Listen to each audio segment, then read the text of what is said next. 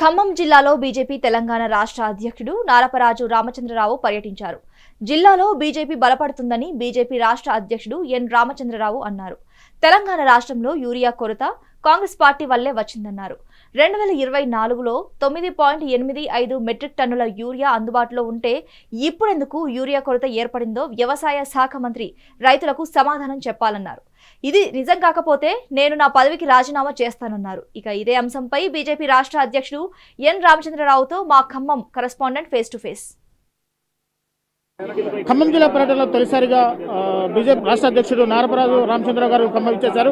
So ప్రస్తుతం మన దగ్గర అందుబాటులో ఒకసారి మాట్లాడారు. సో సార్ చెప్పండి, ప్రధానంగా రాష్ట్రంలో యూరియా కొరత కాంగ్రెస్ పార్టీ వల్లే సంభవించిందని చెప్తున్నారు. దీని మీద మీరేం చెప్తారు? యూరియా కొరత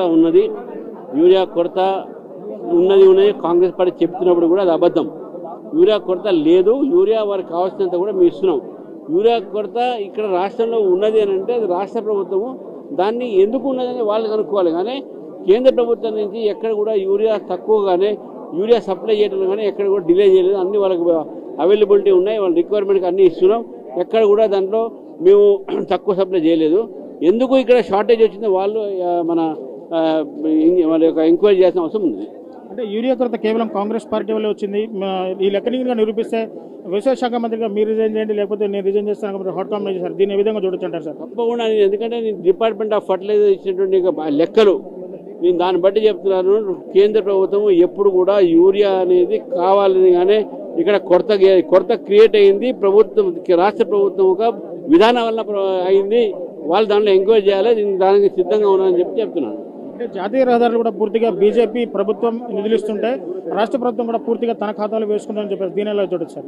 మొత్తం అది 100% నేషనల్ మన ఎన్హెచ్ఏ, అది నేషనల్ హైవేస్ అథారిటీ. ఓన్లీ మన ల్యాండ్ అక్విజిషన్ వరకు దానికి కూడా పైసలు మళ్ళీ కేంద్ర ప్రభుత్వం ఇస్తుంది.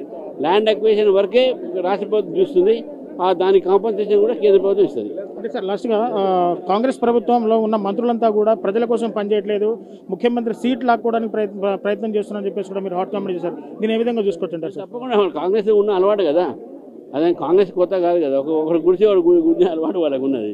స్థానిక సంస్థల ఎన్నికల్లో బీజేపీ ఎన్ని సీట్లు గెలవబోతుంది సార్? ఎన్ని సీట్లు ఎక్కువ సీట్లు గెలుస్తాం మేమే, అన్ని సీట్లు కూడా గెలిచే ప్రయత్నం చేస్తాం. మొత్తంగా చూశారు కదా, యూరియా కొరత కాంగ్రెస్ పార్టీతోనే యూరియా కొరతలు వచ్చిందని చెప్పేసి కూడా బీజేపీ రాష్ట్ర అధ్యక్షులు రామచంద్రరావు చెప్తున్న పరిస్థితి కనబడుతోంది. కాంగ్రెస్ పార్టీ కనుక ఈ లెక్కలు కనుక కరెక్ట్ కాకపోతే ఇటు వ్యవసాయ శాఖ మంత్రి తుమ్మల నాగేశ్వరరావు రాజీనామా చేస్తారా, లేకపోతే ఈ లెక్కలన్నీ కూడా నిజమైతే నేను రాజీనామా చేస్తానంటూ కూడా హాట్ కామెంట్ చేసిన పరిస్థితి కనబడుతుంది. సో ఏది ఏమైనా రాష్ట్రంలో ఒక అరాచక పాలన కొనసాగుతుందని చెప్పేసి కూడా బీజేపీ రాష్ట్ర అధ్యక్షుడు హాట్ కామెంట్ చేస్తున్న నేపథ్యంలో ఖమ్మం జిల్లాలో ఆ పార్టీని బలోపేతించడానికి ఖమ్మం జిల్లా విచ్చేసిన బీజేపీ రాష్ట్ర అధ్యక్షుడు స్థానిక సంస్థల్లో ఎక్కువ సీట్లు బీజేపీ పార్టీ కైవసం చేసుకోవడానికి పనిచేస్తుందని చెప్పేసి కూడా చెప్తున్న పరిస్థితి కనబడుతుంది. సో ఇది ఇక్కడ నుంచి తాజా పరిస్థితి. కెమెరా పర్సన్ రిపోర్టర్ దేవేందర్, మెగానన్ టీవీ, ఖమ్మం నుంచి.